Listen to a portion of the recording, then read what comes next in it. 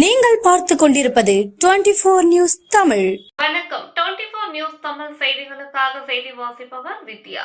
ராணிப்பேட்டை மாவட்டம் ஆற்காட்டில் பாரதிய ஜனதா கட்சியின் சார்பில் பீகாரில் சட்டமன்ற தேர்தல் வெற்றி கொண்டாட்டம். ராணிப்பேட்டை மாவட்டம் ஆற்காட்டில் பாரதிய ஜனதா கட்சியின் சார்பில் பீகார் சட்டமன்ற தேர்தல் வெற்றியை முன்னிட்டு பட்டாசு வெடித்து இனிப்பு வழங்கி கொண்டாடினர்.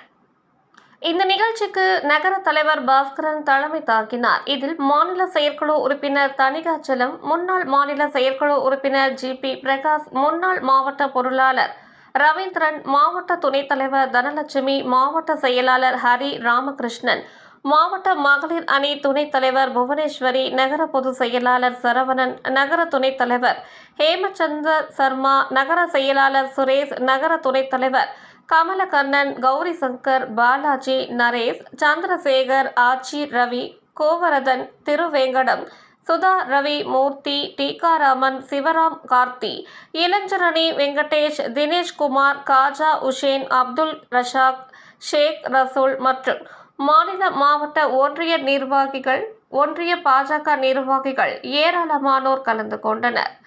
24 நியூஸ் தமிழ் செய்திகளுக்காக ராணிப்பேட்டை செய்தியாளர் கார்த்தி. காங்கிரஸ் கட்சிக்கு மறுநாடி இந்த வெற்றி